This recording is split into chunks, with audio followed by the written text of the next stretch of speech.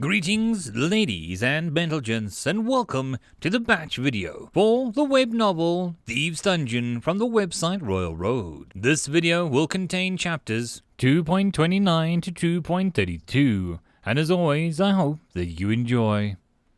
Chapter 2.29 Prey and Predator. My stone-tusked rats were investigating the smouldering remains of the cauldron, poring over the shallow crater of igneous rock that had formed as the fiery magma hardened to stone. Below, the core was still a molten churn, slowly splintering into a distinct strata of mineral and rock as the trapped heat pushed the elements to bind and separate. But the rats were sensing something already, scratching at the scar of the smooth black rock. Somewhere beneath a treasure of the earth was forming. All around the island, fiery flowers bloomed. They seemed to be half solid and half phantasm. They grew, unfurling their burning petals, and wilted away to nothing in the blink of an eye, leaving behind sparks that drifted through the air. The phenomena was beautiful, but I sensed a life to the flowers, a rude sentience. They were tiny elementals growing and dying in the span of seconds. How I had created them was another question. Was it simply imbuing sufficient mana into the flame, or had something else been needed? Were they loyal to me, like my purposeful creations, or would they grow aggressive like the earth elementals had? If I was right, I suspected I'd formed something similar to earth geodes, where the stone hounds and the earth lizards had been born. A combination of mana, crystalline elements, and a fire had birthed something new. And if so, I had every cause for elation. But did I have to be now? Could I hardly wait for the magma to cool? But time and time again my attention was drawn towards the jungle above, where the hunters were fighting against my creations. Trivlin had pleaded for me to make the hunting grounds less deadly than my lower floors, and I had grudgingly obliged. There was no waiting traps, no singularity lethal foes. As long as they avoided being surrounded, they would live. Still, my terrors had claimed several lives already. A rum hunting in the southern regions, tearing apart the poor convicts with their useless knives. His blood rage and frightening even to me. The noble, gentle creature I knew seemed to vanish, replaced by the seething blur of golden scales. A flash of pink jaws and a gleaming teeth, a burst of fire coming up from within. His mantis claws and scorpion pincers ripped flesh with abandon. And throughout I saw the moment of horror and wonder. I reaped satisfaction in those silent pauses, those looks upwards, lost in the dense, unnatural foliage of the jungle.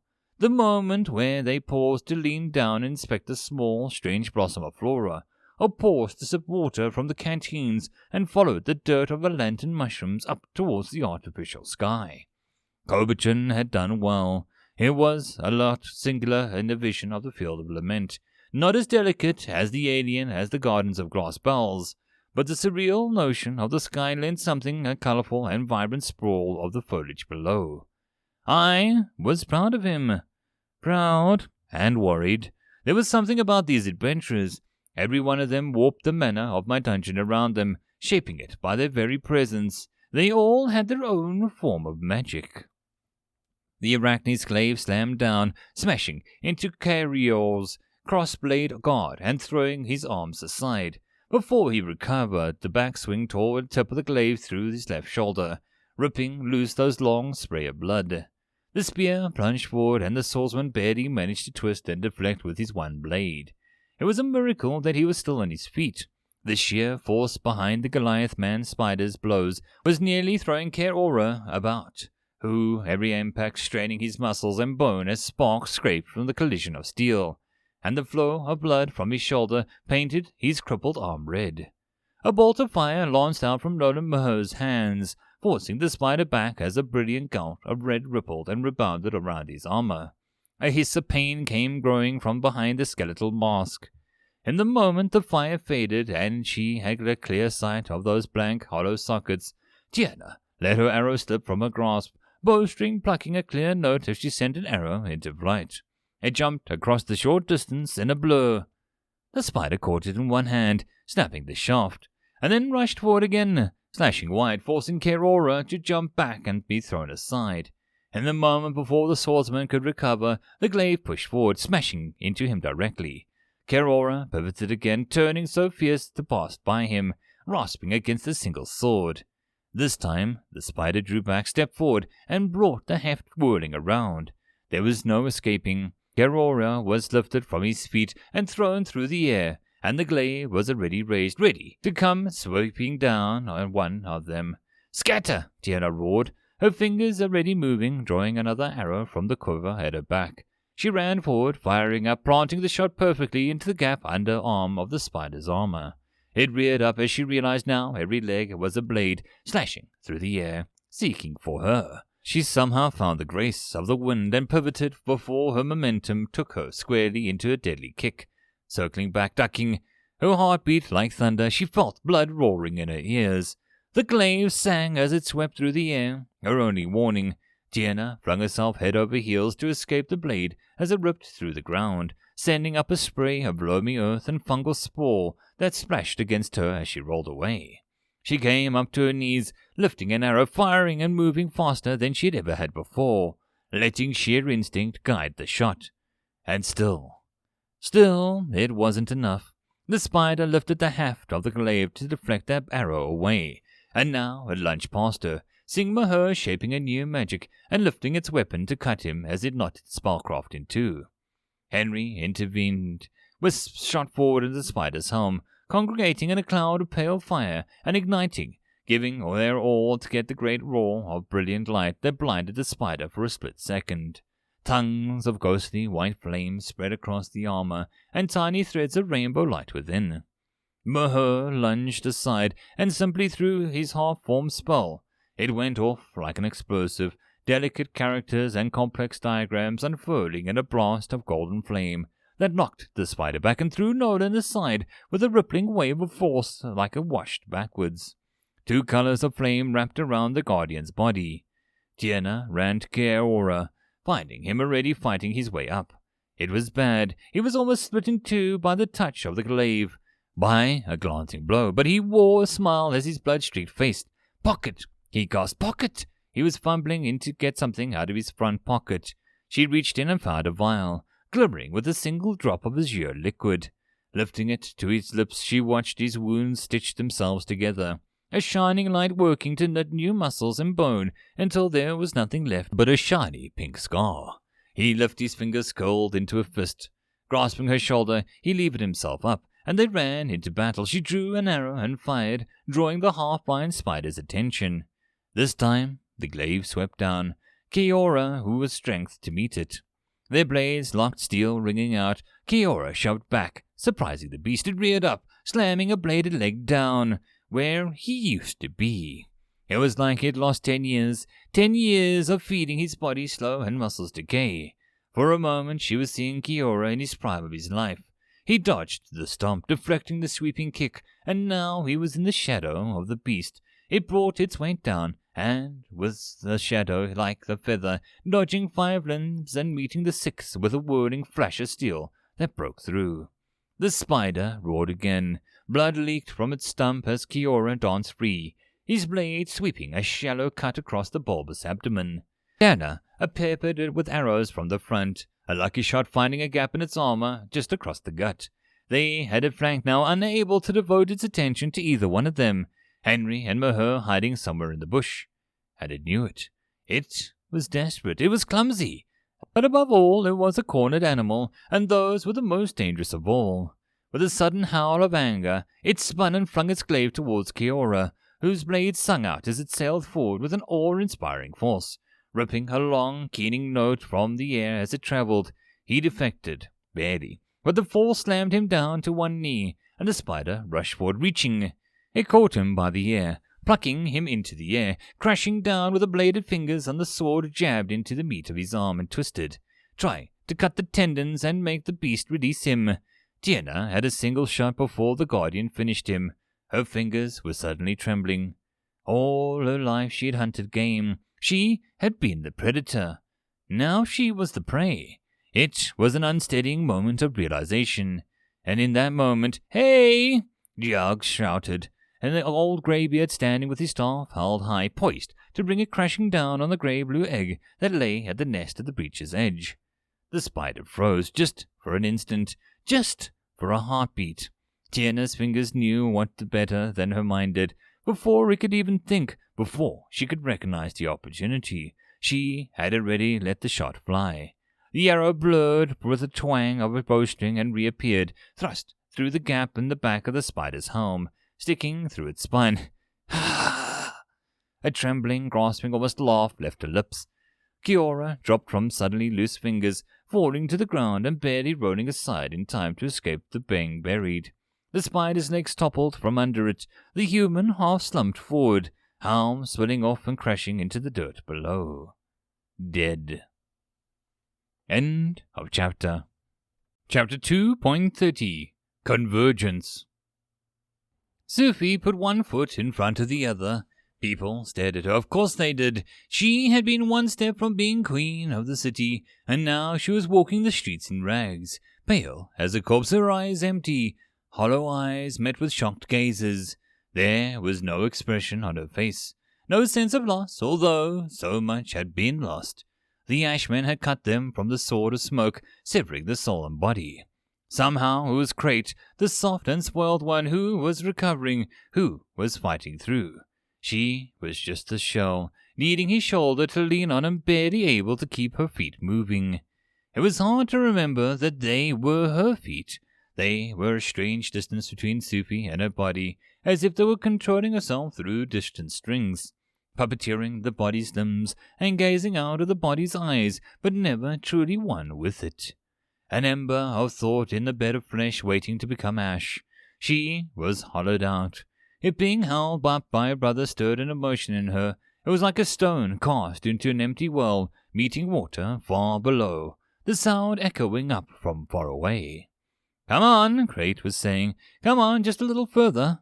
When it was done, they had turned on each other, wrestling and cutting each other with knives, fighting until one man was dead, sprawled out on the ground. With blank eyes she had watched the dead man crumble to ash, watching them reach into his chest and take out a flaming stone. Her own lungs had burned in that moment of absolute bleakness. The world was flat, and even breathing seemed pointless. They'd taken that ember from their comrade's corpse and pressed it in through her lips, forcing her to swallow. The flame had burned all the way down her throat, expanding into a star of heat within her chest. The last glimmering of life within her cold chest, a spark that flared with one thought, one purpose, the dream of making everyone like she was now. Ash. Cold ash. It was a zealous, bitter longing, an angry satisfaction. It was so precious now, when every other emotion was muted and numb as ice. To feel that one spark rise in her chest, she clung to it. She dreamed. They had shown her a new manner of sword, one her hands had never shaped, a way of war that she'd yet to conquer. That was what they needed. Not the queen of the city, not a proud girl with the schemes, the hands, half mutant but skillful. They could shape the works of wonder and deadly precision. Hands to shape a new weapon. For a moment I was simply numb in disbelief. I watched as Kobachan fell, but it wasn't until the corpse began to fade, dissolving into motes of mana, that emotion caught up with reality. Rage, absolute lunatic rage, overwhelmed me, and I felt the dungeon tremble slightly. Saw spirals of dust fall from the vaulted ceilings as I brewed in fury, watching the 5 adventurers descend down the rope towards the garden of glass spells. Kobachan was dead. The egg was taken. Neither was beyond reclamation. Kobachan could be revived. The egg could be taken from their corpses. But in a moment of carelessness, I'd allowed so much to be taken from me. I seized. The creatures of my domain swayed and growled and gnashed the claws and teeth through the air, caught by the furor of my thoughts. I watched the motes of mana surround the hunter with her deadly bow, weaving through the air to touch her and sink through her skin. The golden swarm of sinking lights and tiny comets burning around her as she stole Kobachan's essence. In moments like these, the powerlessness of being a core surged through me. I had no hands to crush the life out of her, no claws or teeth of my own. I could only throw my creations against the enemy and watch, wait, and pray for them not to meet Kobachan's fate. The intruders were talking, planning, discussing whether to follow the breach down. They knew my guardian was defeated, that the way was clear. There would never be another chance like this. I would never allow there to be another chance like this. But I wanted them to come forward, to press into the dark. They would regret it if they did. Come to me, I wished. Come here so that I can have my beauties grind your bones to dust and crush the dying breath from your bodies. They tossed a rope down the breach, securing it around a tree root. Greed had won over caution. I would have my chance at revenge. They descended into the glass gardens, where the ghostly glow of translucent mushrooms underlit them coming down on the rope. One by one. I wouldn't let them get far.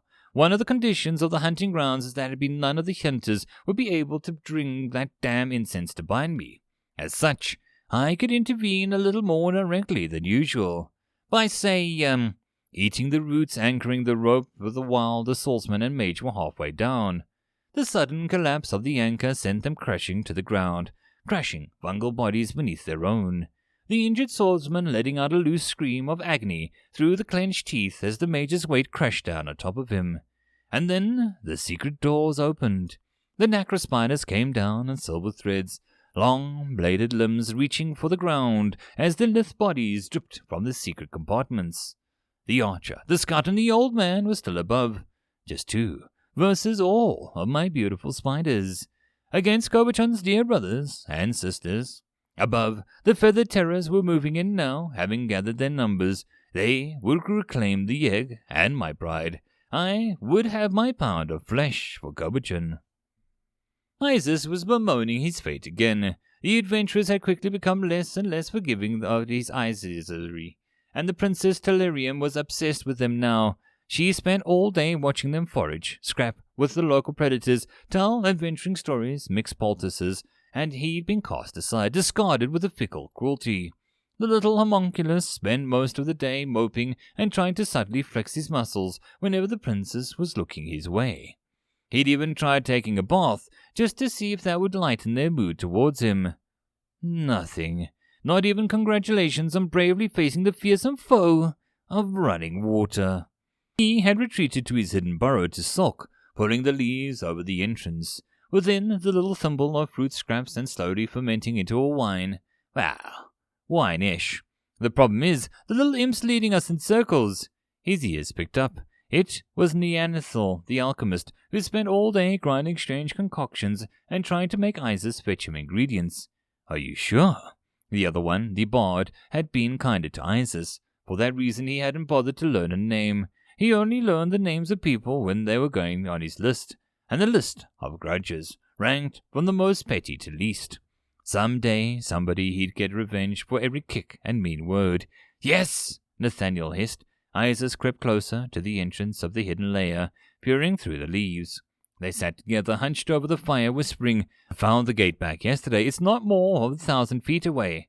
Let's go then right now. I swear, under God's side, things are watching us in this forest, the bard shivered. Without Telerim, I don't think she knows how bad she's messed up. I think her father will kill her.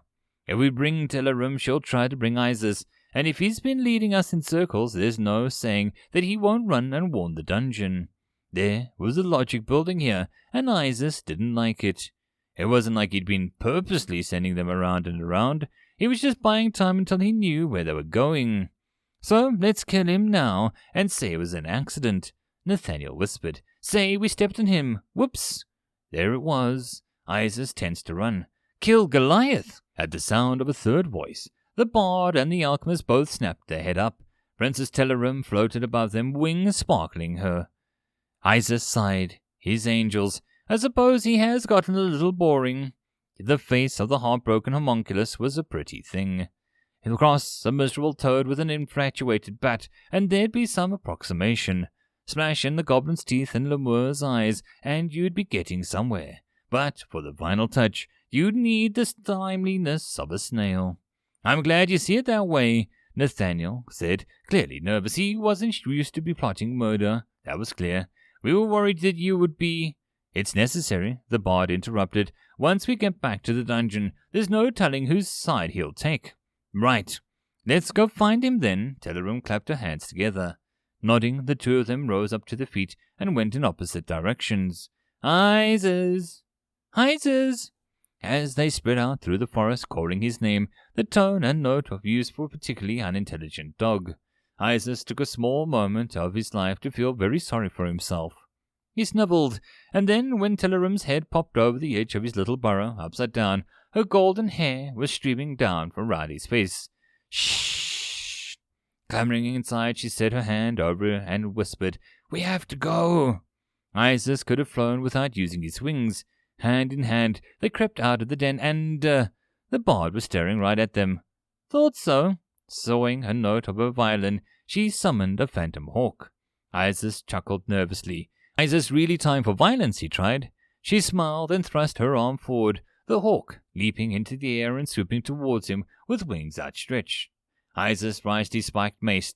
Telerim lifted her hand and a lightning bolt leapt from her finger, scattering the ghost hawk to a mist and searing the bard's hair, and the woman dove to the ground to avoid the passing spear of electricity. It slammed into the tree trunk, and the bark erupted into flames. "Run!" the princess called, diving forward while the nasty, treacherous bardling was recovering. "Running!" Isis agreed, pumping his wings desperately to jump from the branch. "Nathaniel! It's getting away!" the bard bawled, climbing to her feet and dashing after. Hectic and frantic, they all rushed for the portal, the strange crystal leaves and the blue lights of the ever-forest blurring past. End of chapter. Chapter 2.31 On Borrowed Time. Tierna's bow sung, letting loose arrow after arrow. It was no good. Terror birds were closing in, vaulting over the underbrush. Henry had nothing left. He shivered in his boots, pale, and sweat cascading down the bloodless white of his face. The old man had to hold him up, using one hand to sweep his staff at the birds as they approached. She had never fired so quickly. There was a music in the bow that she heard now, a swiftness to her fingers, a certainty that every shot would find its mark.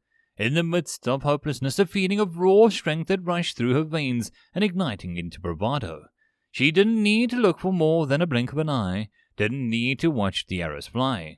She heard the screams of pain and the death that followed as she met one oncoming terror after another with a deadly precision. "We need to jump, Turner, we need to jump," the old man was saying, eyeing the breach, one of their escapes. She heard his voice as if from under a cold, deep water. Her bow spoke louder. One second, I can give you somewhere to land." From below, Maher was shouting, and, to her surprise, Tierna heard her own voice call back. "1 second, I can give you that." An arrow caught the terror bird mid-leap as it lunged over the fallen fungal stalk to slash its claws at her. The leap turned into a tumble of dead weight and pure momentum as the arrow struck it in the skull. She stepped aside, letting it go crashing over the edge of the breach, whipping around to save Drag by piercing another terror through the chest. And then there were no more arrows. Claws caught her face. She ducked, lunging under the set of grasping claws that swept towards her. The hind talon caught her on the chin to the cheek, and she felt the tip rattle her teeth as it opened her face.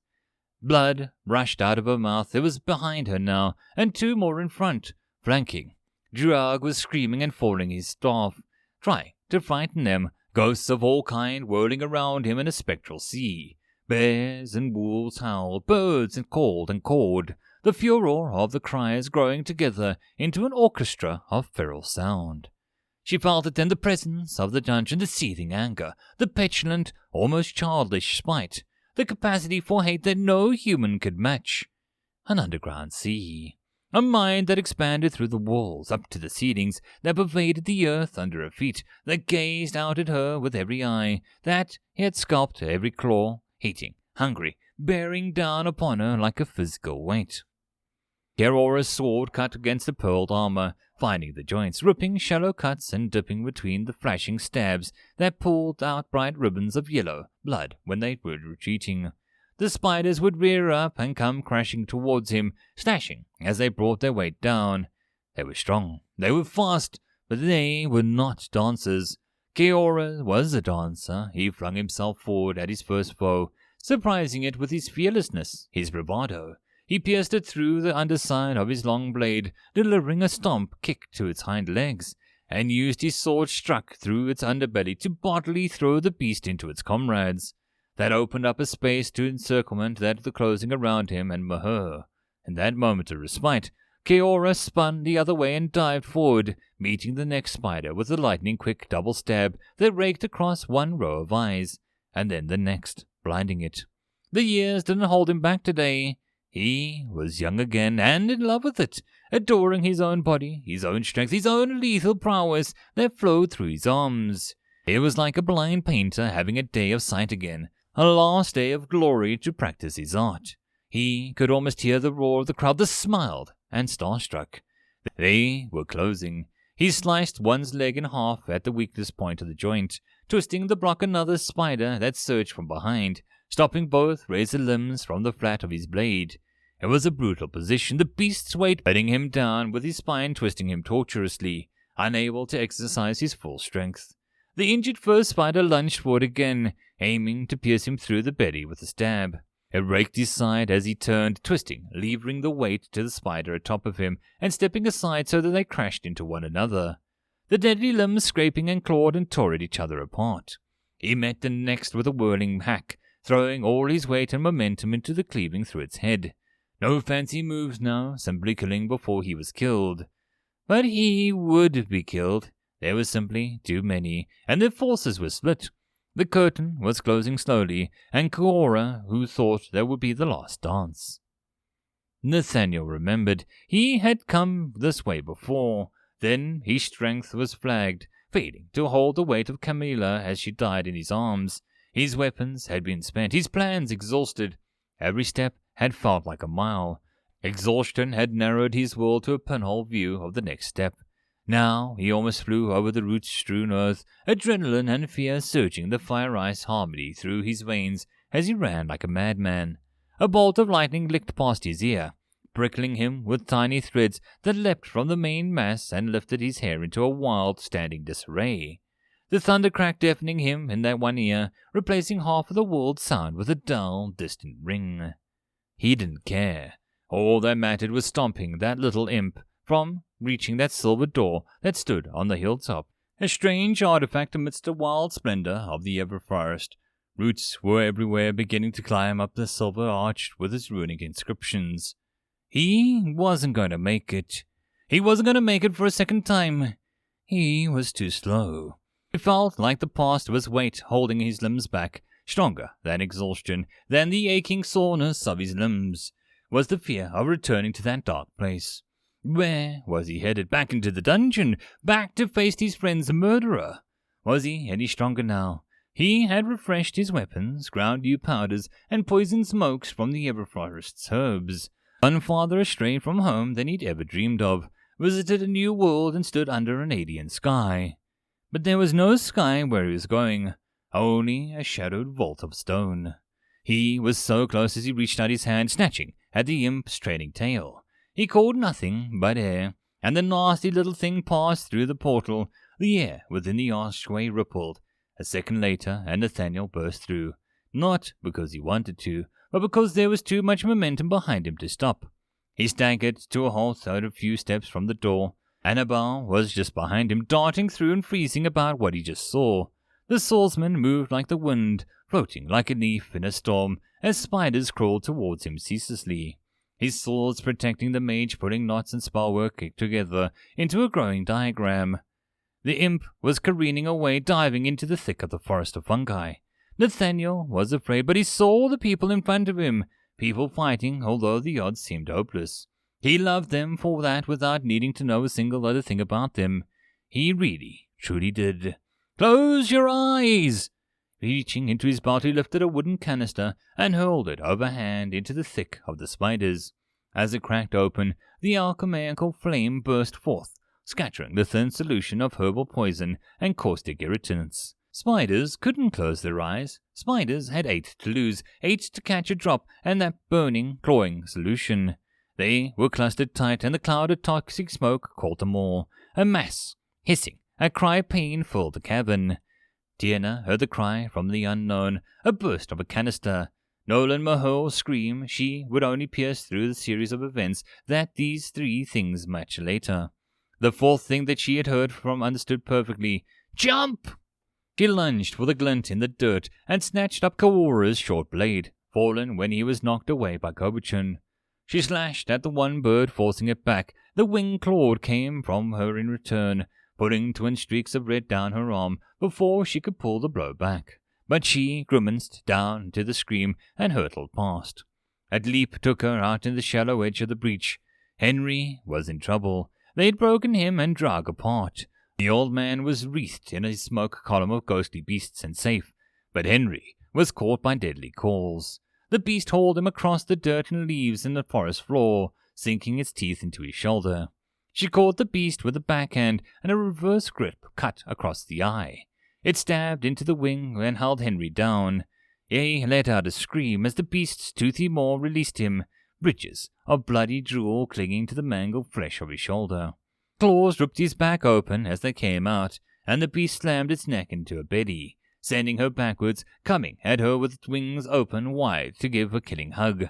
Tierna snarled and hurled the dagger through the feathered chest, kicking it down and reeled back in surprise. Grabbing Henry, she threw him over her shoulder and dived down the breach. Drag was just behind. She landed in a whirlwind, a wide, flat cushion of air that stopped her from impacting the ground, bouncing her up before she could smack into the cold earth below. With Henry draped over her, she had no chance of making a 2-foot landing. They both met the ground in a heap as the wind faded. Dying runes of gold flicked out of Nolan's hands. His eyes were white, surrounded by a deep pink rawness, the skin bubbling and popping as she watched. Acid scars ate their way into his cheeks. All around, the spiders were thrashing their legs at nothing, crashing over to the other sides. Something foul and burning filled the sour air of the dungeon, making tears blur in the corner of her eyes even now. "Hi!" Maher started to say, but Karora grabbed him by the shoulder. The old man had taken an acid bomb splatter too, streaks of raw flesh carved out from across his face, but he had closed his eyes in time. "Come on, boy," was all the old soldier had said. Altogether, they sprinted for the glass pagoda, Karora leading Maher, Henry gasping as jostled about Batira's shoulders. A young man and a woman with a violin was running to meet them, the boy gesturing frantically and the woman whistling a strange magical note that made strength surge in Tierna's weary limbs, a force like a gentle wind pushing up the step a little bit faster. They broke through the door. Tierna hit with a shoulder and they stumbled inside, into the hall of mirrors. Their reflections stared back at them, and back at them, and back at them. So many mirrored walls, each looking at the others, broke the world into repeating patterns, nested into one another into an infinite tunnel. The single glowing light at the top of the room became an endless streak of blue, a comet diving down into infinity. Every surface sparkled. The lights lured, they teased, they threatened to hypnotize. The glass table had the same cup, copied dozens of times. Crouched between them and the table was a man of glass, with backwards bending hooves and antlers raising from his head. It had only one arm, but in its hand it held the beauty of a blade, carved and elegant. End of chapter. Chapter 2.32. Into the Night. Nolan Maher was in darkness. He felt a hand holding him let go. And there was nothing around him but the ground under his feet. That, and nothing more. He could be sure of it. If he took a single step forward or back, he might plummet into the blackness. The black that occluded his world. If he stretched out his hands, he might meet the dripping mandibles of a spider. The darkness was horror, and it was the rest of his life. The darkness did just stretch out around him physically, boundless, but into this future as well. It swallowed him up. He heard the ringing of steel against steel, shifting the footsteps and shouts and cries. There was a battle so near, the wind kicked up from the moving bodies, brushed over his face. He heard the cry, the scream of pain. He knew it was Kaoria's voice. Unslinging the satchel from his shoulder, Maher lifted it high overhead. His fingers trembled as he felt the odd fool, but he kept his voice steady as he called out, "Stop!" The silence rang out, stillness. "Stop, or I'll break this. I don't know why you care, but you do care. Let us go, and I'll give it back." Maher, Karora, might have said more, but he had overcome with a coughing fit, a wet, rattling sound. "We can't turn back now." The voice was Tierna, that hard, cold witch, and her manners with unfeeling steel. We have to see this through." "Have they stopped?" Mahur demanded. He could sense the stillness in the room, feel the eyes upon him, but what did he know? Are they willing to negotiate? "We can't turn back," she repeated. "Boy's right. I can't win this. You don't have an arrow left to do your name. Henry's half dead." Karora seemed weak, his voice trembling. "I don't know you, and maybe I don't have a vote." It was the last voice Mahur had heard before sinking into darkness, the voice that had told him to close his eyes. He hadn't listened, but I'm here to reach the end, not anything less. Then, if that's what this is about, let's give up the egg. We're not here to be rich. Let's just give it up. And if they let us pass this challenge, I think... A voice, Mahar didn't know it all. A girl's voice, melodic and beautiful. I think they're willing.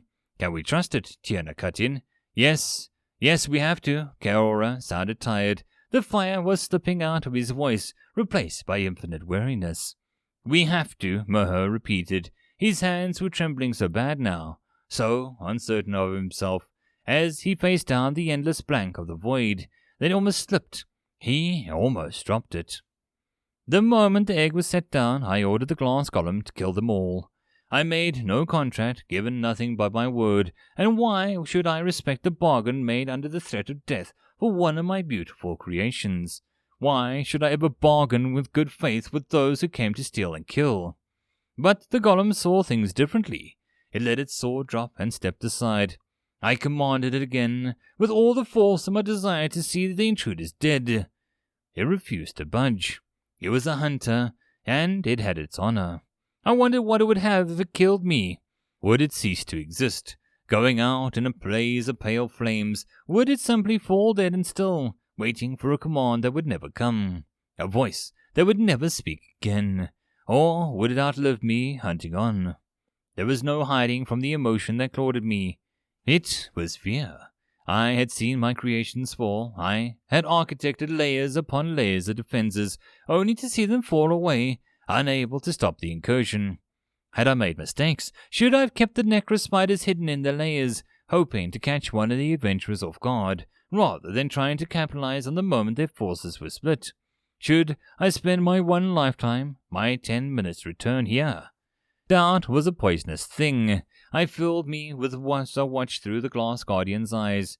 They approached the table, Alchemist taking a blind man's hand and leading him. The huntress lifted a cup, examining it, the poison liquid within sloshing as she turned to examine every facet. "What is this, a test?" she asked. "A riddle," the old man said, taking another into his scrawny hands, examining each gemstone with a brush of his fingertips, his keen eye despite his roomy age. I watched, electric with anticipation. Just one of them drank the poison. This one. He'd barely set his hands on the right one before he spoke. This one has a different spirit than the rest. Someone made this with love. So saying, he lifted it up to his lips and drank.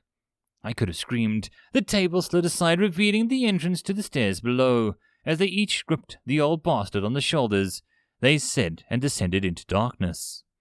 Tiana led the way, Henry dripping the blood down her back and his head rolled over his shoulder. The man was dying. His life was dripping out of him, his breath coming less and less often. The red that spilled over her fingers and plastered the back of her shirt and her shoulders slowly drying into an awful stickiness, a tacky, lukewarm cling. But she couldn't turn back. The alchemist had a lantern, lifting it.